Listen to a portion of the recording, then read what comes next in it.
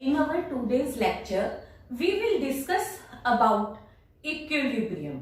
तो तुम कहोगे लास्ट 2-3 लेक्चर से भी इक्विलिब्रियम ही चल रहा है अपना। तो आज जो इक्विलिब्रियम है, देखो लास्ट जो हमारे 3 लेक्चर थे उनमें हमने पहले इक्विलिब्रियम से रिलेटेड आर्टिकल्स डिस्कस किए, फिर हमने कोप्लेनर 3 फोर्सेस के इक्विलिब्रियम को डिस्कस किया, जिसमें एक बार वो एक दूसरे के साथ इंटरसेक्ट करती थी, एक बार तीनों पैरेलल थी। अब आज हम equilibrium of any number of forces कर रहे हैं, मतलब यहाँ पे अब 3 फोर्स होना कोई जरूरी नहीं है। तो 3 से ज्यादा अगर फोर्सेस है तो उस केस में हम फिर क्या करते हैं, फिर तुम्हारे को पता है कि देखो जैसे हमने सिस्टम को सोल्व किया तो हमने क्या किया कि कितनी मर्जी हमारे को फोर्सेस दे दें, हम लास्ट में कितनी फोर्स के साथ बचते हैं, या तो एक सिंगल फोर्स के साथ या एक कपल के साथ। अगर एक सिंगल फोर्स बचती है तो उसको हमने रिजल्टेंट फोर्स बोला है, और या फिर हमारे पास एक कपल बचेगा या बोथ बचेगा। अब क्योंकि हम इक्विलिब्रियम कर रहे हैं तो इक्विलिब्रियम की स्टेट में ना तो मेरे पास सिंगल फोर्स बचनी चाहिए और ना ही कपल, तो दैट मीन्स मेरे पास आर भी 0 होना चाहिए और मूवमेंट ऑफ कपल भी 0 होना चाहिए, यानी कि R should be equal to 0 का मतलब क्या हो गया, ये भी आप पहले डिस्कस कर चुके हैं कि यानी कि resolve part along X axis separately equal to 0 होना चाहिए and resolve part along Y axis यानी कि capital Y should be separately equal to 0।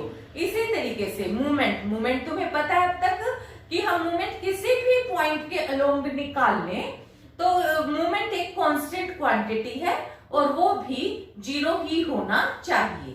तो अब ये हमारे पास देखो फर्स्ट क्वेश्चन है, इसमें हमारे को दिया हुआ क्या है कि एक अपने पास अब यहाँ पे है अ लैडर ऑफ लेंथ 4L और इस लैडर का वेट हमारे को दिया हुआ है W, जो कि रेस्ट कर रही है against a smooth vertical wall.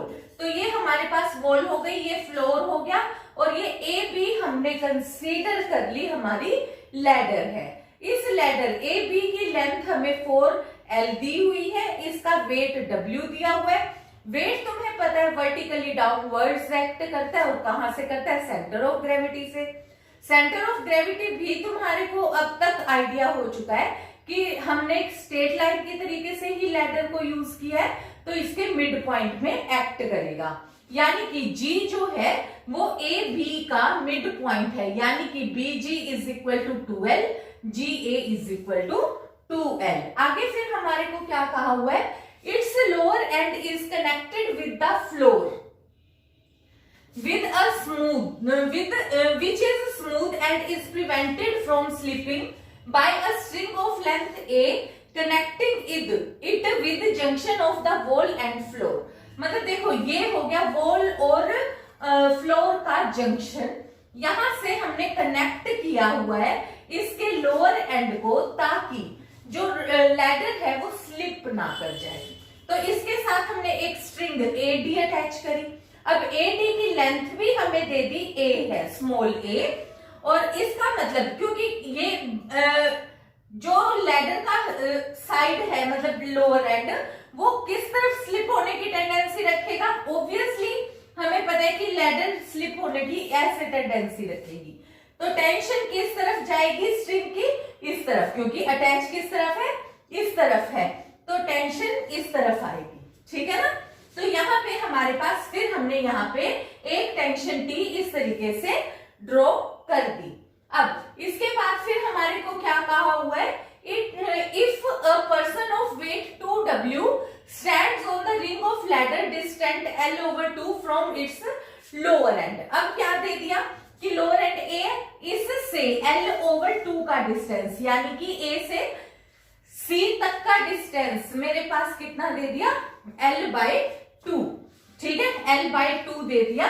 और यहाँ पे जो वेट है पर्सन का वो कितना है 2W, और क्योंकि पर्सन का वेट भी वर्टिकली डाउनवर्ड्स एक्ट करेगा तो वो मैंने 2W वेट भी वर्टिकली डाउनवर्ड्स शो कर दिया।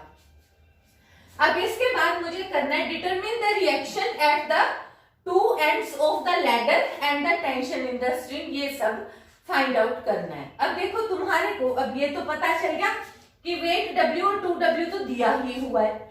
फिर तुम्हें पता है कि A से D के बीच हमने एक स्ट्रिंग बांधी है, तो वहां पे भी एक टेंशन होगी जिसको हमने T कंसीडर कर लिया। अब A और B जो दो कॉर्नर है, एक वॉल के अगेंस्ट और एक फ्लोर के अगेंस्ट रेस्टिंग पोजीशन में है, तो यहाँ एक नॉर्मल रिएक्शन होगी। तो A से मैंने नॉर्मल रिएक्शन R शो कर दी, B से नॉर्मल रिएक्शन S शो कर दी। ठीक है, अब मुझे ये सारा सिस्टम और मुझे बताना है कि इक्विलिब्रियम में तो है ही, तभी मैं क्वेश्चन निकाल के S, T और R की वैल्यू मुझे बतानी है।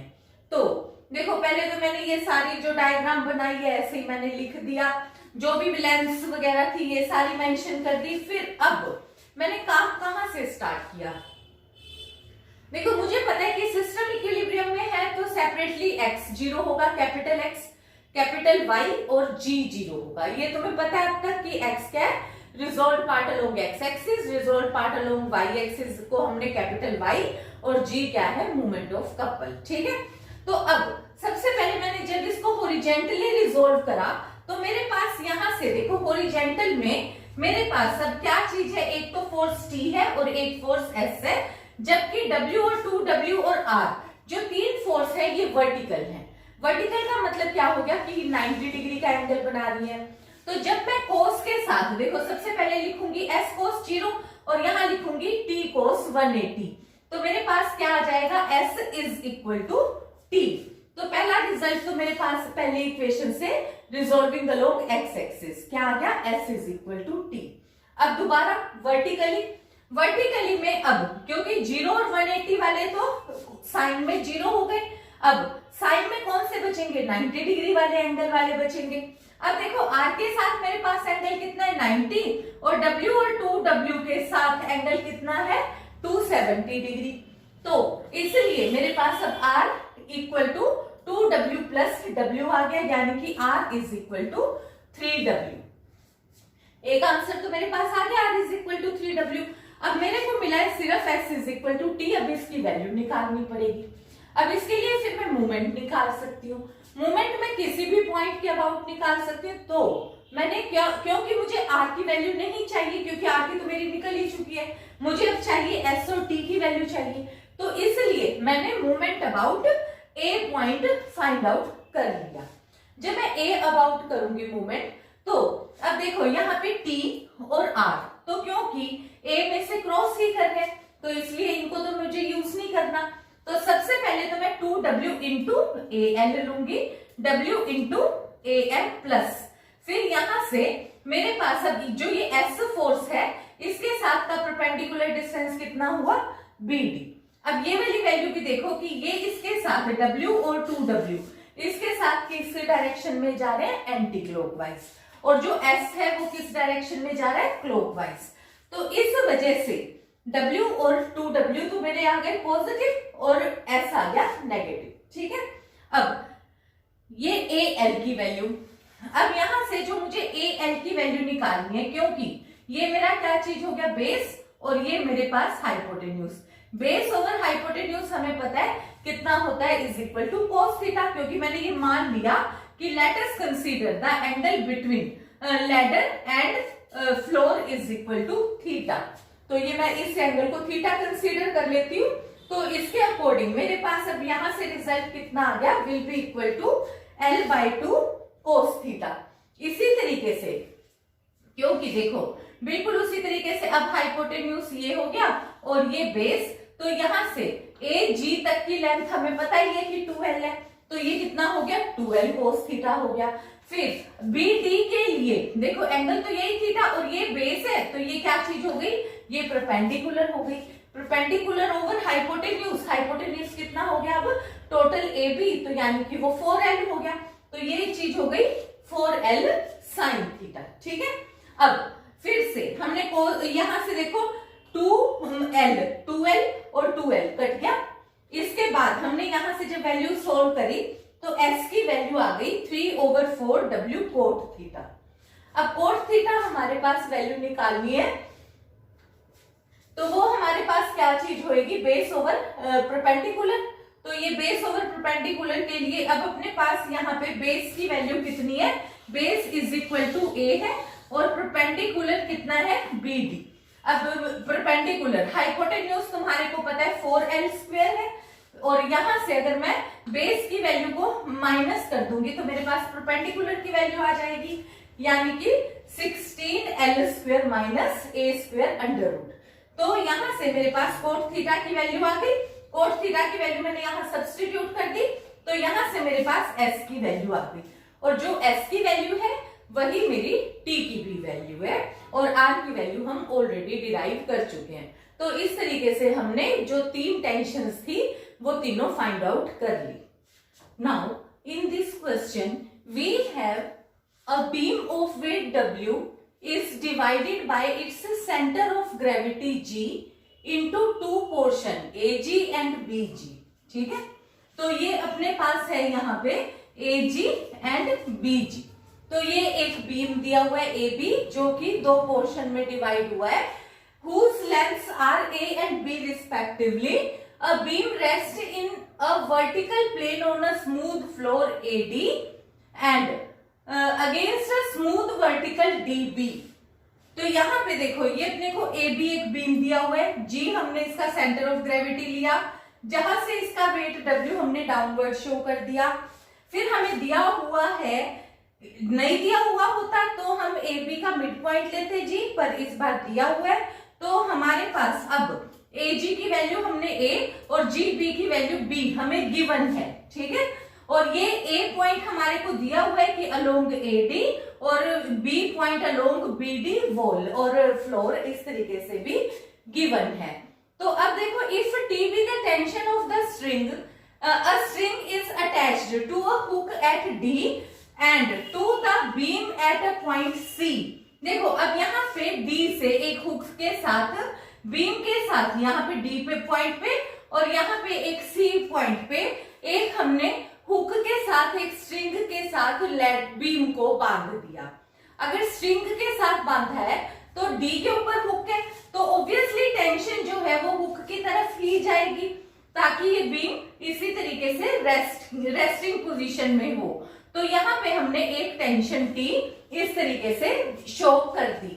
फिर अपने पास अब यहाँ पे क्या है, if T be the tension of the string and theta and phi be the inclination of beam and string respectively to the horizontal। अब देखो beam with horizontal and string with horizontal, ये एंगल हमें theta दिया हुआ है, ये angle हमें phi दिया हुआ है विद होरिजेंटल। तो अब हमारे को शो करना है कि टेंशन शो करनी है और नॉर्मल रिएक्शन ए बी पे फाइंड आउट करनी है। देखो अब तुम्हारे पास अब यहाँ पे हमारे पास मोर देन 3 फोर्सेस हैं। देखो एक तो वेट हो गया W डाउनवर्ड्स, एक हो गया यहाँ पे टेंशन, एक B के ऊपर नॉर्मल रिएक्शन, एक A के ऊपर नॉर्मल रिएक्शन, तो टोटल 4 फोर्सेस हैं। और अब हमारे पास अपने को पता है कि ऐसे केसेस में हम क्या करेंगे, रिजॉल्विंग अलोंग, पहले हमने ये सारा कुछ मेंशन करके लिख दिया, फिर अब इसके बाद हमने रिजॉल्व करा अलोंग हॉरिजेंटली एंड वर्टिकली। देखो जब मैं हॉरिजेंटली रिजॉल्व करूंगी तो ये जो 90 डिग्री का एंगल है और ये 90 मतलब ये वाला 270 ये 90 ये तो जीरो हो जाएंगे। तो मेरे पास क्या बचेगा, एक तो सिर्फ माइनस एस, क्योंकि एस कितना एंगल बना रहा है कोस 180, तो इक्वल टू जीरो करना है तो मैंने इसलिए इक्वल टू एस लिख लिया। और जो ये टी है, देखो ये जो टी फोर्स है ये कौन से क्वाड्रेंट में चली गई, ये वाली वैल्यू मेरे पास टी जो यहाँ पे ये वाला एंगल 5 है, तो ये वाला मेरे पास इस तरीके से जब मैं टी लूंगी वैल्यू तो ये 360 माइनस 5 भी ले सकती हूँ फोर्थ क्वाड्रेंट, तो कोस में कोस फोर्थ क्वाड्रेंट में पॉजिटिव होता है, 360 की वजह से हम कितना लिखते हैं, कोस को कोस ही लिखते हैं। तो मेरे पास फर्स्ट रिजल्ट रिजॉल्विंग हॉरिजेंटली आ गया, S is equal to T cos 5। अब आ जाओ वर्टिकली। अब वर्टिकली जब मैं सोल्व करूंगी तो देखो केवल S फोर्स हॉरिजेंटल है, बाकी तो कोई भी नहीं। तो एक तरफ तो मेरे पास R आ गया, R के साथ 90 डिग्री, W के साथ 270 डिग्री, तो R को मैंने एक साइड लिख लिया और दूसरी तरफ मेरे पास हो गया W, क्योंकि साइन के साथ भी मेरे पास कितना एंगल आएगा 360 माइनस 5, 365, तो 360 की वजह से साइन साइन ही रहा। फोर्थ क्वाड्रेंट में साइन नेगेटिव होता है तो माइनस, तो ये क्योंकि इक्वल टू 0 आया था resolve part along X axis and Y axis, तो ये मेरे पास सॉल्व करने के बाद आ गया r is equal to W plus T sine 5। अब देखो दो रिजल्ट तो मेरे पास ये आ गए। अब तीसरा मैं क्या यूज करूंगी, ऑब्वियसली मूवमेंट। अब मूवमेंट के लिए मैंने क्या ले लिया, मूवमेंट अबाउट किसी एक पॉइंट तो मुझे कंसीडर करना ही पड़ेगा, तो मैंने ए के अबाउट मूवमेंट कंसीडर कर लिया। तो जब मैंने ए के अबाउट मूवमेंट कंसीडर किया तो मेरे पास देखो आर तो क्योंकि ए में से क्रॉस ही कर रहा है, तो जो डब्ल्यू है देखो ये इसके साथ कौन सी डायरेक्शन हुई, क्लॉकवाइज, और एस की डायरेक्शन कैसी हुई, ये हमारे पास एंटी क्लॉकवाइज, और जो ये टी है टी की भी डायरेक्शन कैसी हुई, क्लॉकवाइज। तो मेरे पास डब्ल्यू और टी तो नेगेटिव आ गए और एस पॉजिटिव आ गया। फिर डब्ल्यू के साथ का परपेंडिकुलर डिस्टेंस, देखो डब्ल्यू के साथ का परपेंडिकुलर डिस्टेंस है ए एल, टी के साथ का परपेंडिकुलर डिस्टेंस के लिए मैंने ए से डी सी के ऊपर एक परपेंडिकुलर ट्रेस करा ए एम, और एस के साथ का परपेंडिकुलर डिस्टेंस ऑब्वियसली देखो ये इतना, और ये किसके बराबर होगा, इक्वल टू बी डी। तो ये मैंने सारे मेंशन करके लिख दिए। अब ए एल की वैल्यू फाइंड आउट करी, तो अब देखो मैंने यहां से ए एल की वैल्यू, क्योंकि ये एंगल मेरे पास थीटा है, ए जी की वैल्यू मुझे पता है कि इक्वल टू ए है और मुझे बेस पता लगाना है, तो इस वजह से यहाँ पे क्या हो गया, ए कोस थीटा। अब यहाँ पे ए एम की वैल्यू, ए एम देखो ये ए एम क्योंकि ये परपेंडिकुलर है और ये मेरे पास हाइपोटेन्यूज है, और इसके ऊपर एंगल कितना बना हुआ है, 5, ठीक है। इस वजह से मेरे पास रिजल्ट कितना आ गया, will be equal to A D sine 5। फिर आ गया बी डी। अब बी डी क्योंकि ये फिर मैंने पूरी यूज कर ली, बी डी मेरे क्योंकि इसके ऊपर थीटा एंगल है, और ये बी डी परपेंडिकुलर, ये हो गया बेस, ये हाइपोटेन्यूज, तो कितना आ गया ए बी साइन थीटा। अब इसके बाद तो बाकी सारा कैलकुलेशन वर्क है। देखो अब तुम्हारे को फिर एडी की वैल्यू निकालनी थी, एडी फिर से हमारे पास क्या हो गया, एडी के ऊपर एंगल थीटा बना हुआ है, तो ये हमने इसको बेस यूज करा, एडी को बेस ओवर हाइपोटेन्यूज, क्योंकि ए बी की वैल्यू मुझे पता है ए प्लस बी है, तो इसको मैंने A B cos 5 use, cos theta use कर लिया ए डी को। तो फिर मैंने इसकी जगह पे ए डी की जगह पे A B cos theta, A B की वैल्यू है ए प्लस बी, यहाँ पे भी ए बी की value A plus B use कर ली। एस की वैल्यू मैंने निकाली हुई है टी कोस 5, ये भी मैंने यहाँ सब्सटीट्यूट कर दी। फिर देखो इस t को मैं दूसरी तरफ ले गई तो ये पॉजिटिव हो गया, ये नेगेटिव हो गया, equal to w cos theta आ गया। तो यहां से w cos theta into A B आएगा अपने पास, तो यहां से वैल्यू हो गई sine A cos B minus cos A sine B is equal to sine A plus B.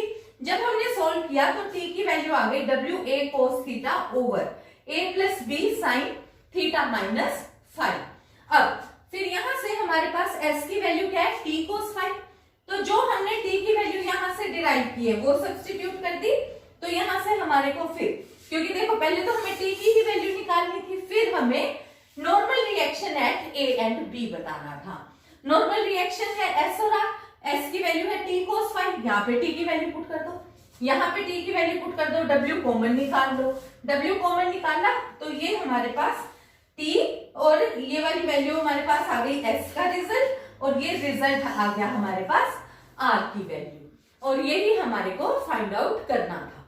Now in this question we have a rod is movable in a vertical plane about a hinge at one end and at the other end is fastened a weight equal to half of weight of rod.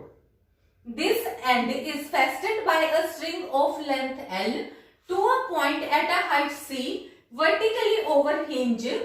Show tension in string is this LW over C where W is the weight of the rod. तो देखो यहाँ हमें दिया कैसे है, ये A एक hinge है जिसके साथ AB एक रोड है जिसका वेट W है, तो ये वर्टिकली डाउनवर्ड्स, जी मिड पॉइंट लिया है हमने रोड का ए बी का, और यहां से बी से फिर हमारे पास एक स्ट्रिंग है जो हमने सी पॉइंट पे बांधी हुई है, वो उसका डिस्टेंस ए पॉइंट से वर्टिकल से बिल्कुल स्मॉल सी डिस्टेंस के ऊपर है, ठीक है, at the height of small C vertically above. तो ये यहां से इस तरीके से एक स्ट्रिंग के साथ कनेक्टेड है, तो क्योंकि वो सी से कनेक्टेड है तो इसलिए टेंशन ऑब्वियसली सी की तरफ जाएगी, और एक वेट बी पॉइंट पे डब्ल्यू, जो ये रोड का वेट है उससे हाफ वेट हमने बी पॉइंट के साथ अटैच किया हुआ है,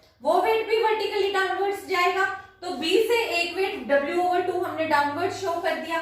तो अब एक वेट तो मेरा यहाँ पे हो गया W/2, एक वेट हो गया W इधर, और एक वेट हो गया मेरे पास इधर। अब देखो, क्योंकि ए भी एक हिंज है तो एक नॉर्मल रिएक्शन ए पे भी होगी, तो वो ए पे जो नॉर्मल रिएक्शन है उसको तुम कह सकते हो से आर, ठीक है, भी कोई भी एक नॉर्मल रिएक्शन आर है, वो कौन सी डायरेक्शन में हमें नहीं पता क्योंकि रोड मूवेबल है, ठीक है, तो इसलिए मैं अब इसकी डायरेक्शन किस तरीके से बताऊं, तो वो मूव होने लग रही है, तो मैंने कह दिया कि फिर मैंने क्या किया, मैंने इस आर फोर्स के resolved part along X axis and Y axis ले लिए, क्योंकि मुझे पता है मैं एक फोर्स को दो फोर्सेस में रिजोल्व कर सकती हूँ।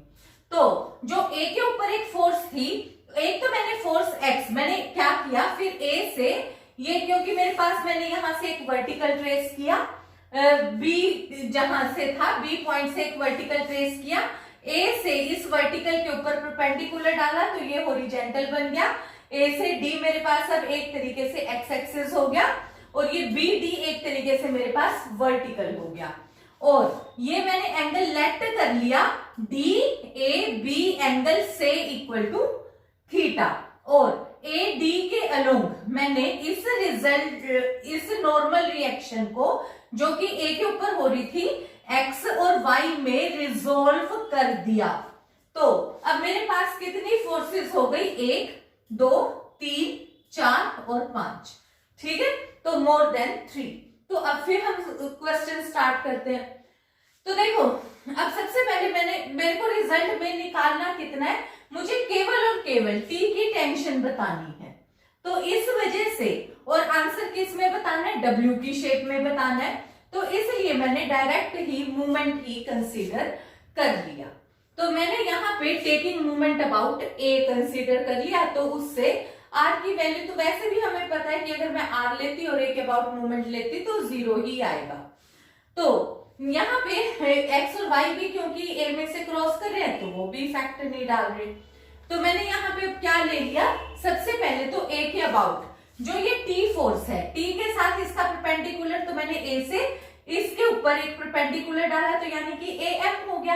अब ए एम की वैल्यू के लिए मेरे पास ए एम, यानी कि अगर मैंने परपेंडिकुलर लिया है, ये मैं बेस ले लूं और ये हाइपोटेन्यूज, तो इनके ऊपर एंगल मुझे कौन सा पता है, केवल और केवल एंगल बी पता है, तो इसलिए इसकी वैल्यू मैंने लिख ली ए बी साइन बी, ठीक है, ए एम की जगह पे मैंने क्या यूज किया, perpendicular over hypotenuse is equal to sine B.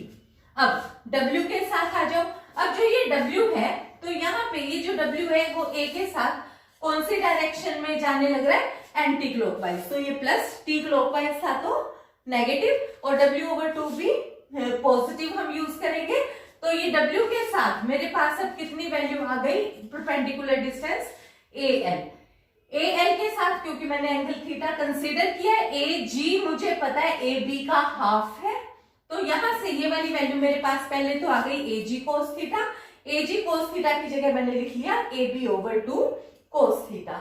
बिल्कुल इसी तरीके से फिर यहां से इस वाले W के साथ का मेरे पास डिस्टेंस आ गया, ये रिजल्ट परपेंडिकुलर डिस्टेंस AD। अब जब परपेंडिकुलर डिस्टेंस AD आया है तो उस केस में अब मेरे पास, क्योंकि एंगल थीटा इसके ऊपर बना हुआ है, तो ये वाला वैल्यू मेरे पास बेस बन गई और ये मेरे पास हाइपोटेन्यूज बन गई, तो यहाँ एंगल मेरे पास कितना आ गया, is equal to cos theta. तो ये वाली सारी वैल्यूज मैंने फाइंड आउट कर दी। इसके बाद अब देखो, ये वाली वैल्यू मैंने कोस थीटा को 90 माइनस प्लस थीटा कर दिया, ठीक है, यहाँ पे cos थीटा को मैं लिख सकती हूँ 90 प्लस थीटा, तो ये वाली वैल्यू मैंने 90 प्लस थीटा लिखी। अब ये वाला एंगल मुझे पता है 90 है, ये वाला एंगल थीटा, तो ये वाला टोटल एंगल 90 प्लस थीटा की जगह पे मैं क्या यूज कर सकती हूँ, साइन एंगल ए। तो यहां से t की वैल्यू मेरे पास कितनी आ गई, w साइन ए ओवर साइन b, ये रिजल्ट आ गया। अब देखो जो आंसर है वो a और b में नहीं है, वो l और c में है। इस वजह से फिर मुझे पता है कि एंगल a के सामने वाली साइड और यहाँ पे एंगल b के सामने वाली साइड, इस तरीके से मैं यूज कर सकती हूँ। एंगल a के सामने वाली साइड मेरे को ये दी हुई है of string of length l, ये दिया हुआ है, तो मैं यूज कर सकती हूँ साइन a ओवर l और यूज कर सकती हूँ साइन b ओवर c। तो मैंने इस करके l over sine a, c over sine b, यहां से sine a over sine b की रेशो फाइंड आउट कर ली, जो ये मेरे पास आ गई l ओवर c। ये वाली वैल्यू मैंने इसमें सब्स्टिट्यूट करी और यहां से मेरे पास t की वैल्यू आ गई w into L over c, और यही हमें प्रूव करना था। Now in this question we have one end of a uniform rod is attached to a hinge and other end is supported by a string attached to the extremity of the rod, and the rod and string are inclined at the same angle theta to the horizontal. If W be the weight of the rod, show that action at the hinge is W over 4 9 plus cos square theta under root. Also find tension in the string. तो देखो पहले statement समझो। Statement में हमारे को A B एक road दी हुई है, एक ये ए हिंज दिया हुआ है और एक बी से हमारे पास एक स्ट्रिंग के साथ सी पे अटैच है, और जो ये सी पे अटैच हुई है तो ये ए और बी दोनों, ये वाली वैल्यू ए बी, और यहाँ जहां ये स्ट्रिंग के साथ अटैच हुई है ये रोड और ये स्ट्रिंग दोनों ही हॉरिजॉन्टल के साथ इक्वल एंगल थीटा बनाती हैं। तो इसलिए हमारे को ये एंगल भी थीटा गिवन है, ये एंगल भी थीटा गिवन है। ऑब्वियसली जब हिंज इधर भी है, यहाँ पे कनेक्टेड है सी पे, तो टेंशन ये रोड के दूसरे एंड से टेंशन इस तरफ मूव करेगी, तो ये एक टेंशन इधर जाएगी।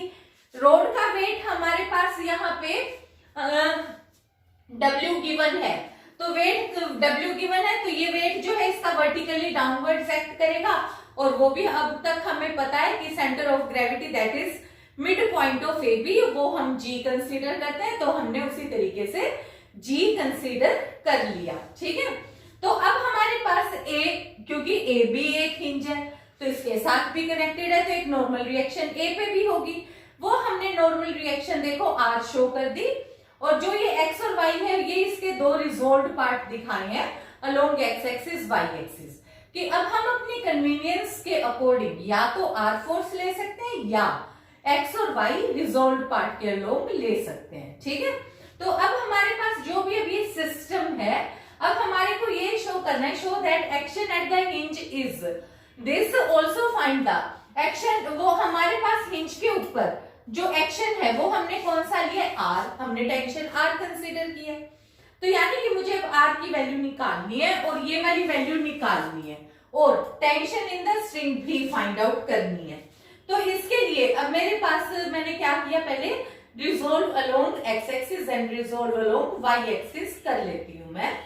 तो सबसे पहले तो मैंने x एक्सिस के अलोंग किया, तो मैंने R को नहीं यूज किया, तो मैंने ये वाली वैल्यू हो गई x और ये t। देखो क्योंकि ये यहाँ पे एंगल थीटा है, तो तुम्हारे को पता है कि इधर भी एंगल थीटा ही होगा, तो इस वजह से अपने पास कितना आ गया, t cos theta is plus x cos 180, तो इक्वल टू हो गया ना, x is equal to t cos theta आ गया। दोबारा वर्टिकल के अबाउट हमारे पास जब हमने सोल्व किया तो y 90 बना रहा है, तो w कितना बना रहा है, 270 बना रहा है, और इसी तरीके से t sin थीटा बना रहा है। तो यहां से y की भी वैल्यू हमने रिजोल्विंग अलोंग y एक्सिस निकाल ली, तो y is equal to w minus t sin theta आ गया। फिर अब हमने मूवमेंट अबाउट a निकाला, तो मूवमेंट अबाउट a निकालने के लिए अब देखो मेरे पास एक तो, क्योंकि ए में से तो आर क्रॉस ही कर रहा है, तो आर इंटू तो 0 हो गया। तो मेरे पास कौन कौन सी फोर्स बची हुई है, एक तो केवल डब्ल्यू वेट और एक टेंशन टी। तो डब्ल्यू के साथ भी अब तक तुम्हें ये पता है कि डब्ल्यू के साथ ए एम आएगा, और टी के साथ मैंने क्या किया, जो ये फोर्स है ये इसके साथ ए से इसके ऊपर सी बी के ऊपर परपेंडिकुलर डाला, यानी कि ए एल मैंने परपेंडिकुलर डाल दिया। तो यहां से मेरे पास फिर वैल्यू क्या आ गई, W into A M minus T into A L is equal to 0। अब ये वाला एंगल देखो, तुम्हारे को पता है कि ये एंगल थीटा है, ये एंगल थीटा है, और ये एक ट्राइंगल है, ट्राइंगल के एंगल्स का सम होता है 180। तो ये वाला एंगल मेरे पास कितना हो गया, 180 माइनस 2 थीटा। ठीक है, तो ए एल जब मैं निकालूंगी तो मेरे पास ये चीज बेस बन गई, ये परपेंडिकुलर और ये हाइपोटेन्यूज। हाइपोटेन्यूज कितना हो गया, ए बी। ए बी की वैल्यू मुझे पता ही है, तो इसलिए अब मेरे पास कितनी वैल्यू हो गई, ए एम। ए एम के साथ मेरे पास एंगल कितना है, थीटा। ए एम ये मेरे पास बेस है और ये हाइपोटेन्यूज है, तो यहाँ पे मेरे पास कितना आ गया, ए जी कोस थीटा। यहाँ पे कितना आ गया, A B sine 2 theta. Plus और माइनस का साइन भी तुम्हें पता है कि मूवमेंट में हम क्लॉकवाइज और एंटी क्लॉकवाइज का ध्यान रखते हुए पॉजिटिव और नेगेटिव का ध्यान रखते हैं। देखो ये जो W है ये मेरे पास क्लॉकवाइज जा रहा है, और T जो है ये एंटी क्लॉकवाइज जा रहा है। तो एक पॉजिटिव एक नेगेटिव साइन मैंने ले लिया। जब मैंने इन दोनों को AG की भी वैल्यू कितनी है, AB over 2, AB over 2, AB cut गया, तो यहां से मेरे पास फिर वैल्यू कितनी आ गई, रिजल्ट जब मैंने मतलब AB की जगह पे हमने यहाँ पे AG को A और AB is equal to 2A consider किया हुआ है, तो वो यहां से A और A कट गया। फिर ये साइन 2 थीटा को हम लिख सकते हैं 2 साइन थीटा कोस थीटा। तो यहां से वैल्यू अपने पास आ गई साइन 2 थीटा, ये वैल्यू आ गई। फिर हमने साइन 2 थीटा को लिखा 2 साइन थीटा कोस थीटा, तो ये बन गया 4, A से A कट गया, कोस थीटा कट गया, और यहाँ पे बच गया 4 साइन थीटा। साइन थीटा ऊपर जाके हो गया कोसिकेंट थीटा, ये रिजल्ट आ गया। अब देखो फिर अपने पास अब, क्योंकि मुझे एक तो निकालना था fine tension in the string, तो यहां से मेरे पास T की वैल्यू आ गई W ओवर 4 कोसिकेंट थीटा। अब मेन जो रिजल्ट है वो मुझे निकालना है रिएक्शन मतलब at hinge that is R की वैल्यू और मुझे फाइंड आउट करनी है। R के लिए मुझे पता है कि मैं x square plus Y square under root कर सकती हूँ। x मेरे पास ये रहा, y मेरे पास ये रहा, तो मैंने x की वैल्यू में यहाँ पे देखो t की वैल्यू सब्स्टिट्यूट करी, यहाँ पे t की वैल्यू सब्स्टिट्यूट कर दी, W ओवर 4 कोसिकेंट थीटा, ये हो गया ओवर साइन थीटा, तो ये कोस थीटा बन गया। यहाँ पे ये सीकेंट और वो साइन थीटा कट गया, क्योंकि यहाँ पे ये वाली वैल्यू मेरे पास है साइन थीटा, ये कट गया, और रिजल्ट कितना आ गया 3W ओवर 4। फिर R की वैल्यू कितनी थी, X square plus Y square. X square की जगह पे मैंने W square over 16 cos square theta plus फिर वहां ये वाई स्क्वायर की वैल्यू पुट करी, W ओवर 4 कॉमन, और यही मुझे आंसर फाइंड आउट करना था। तो that is all for today, thank you.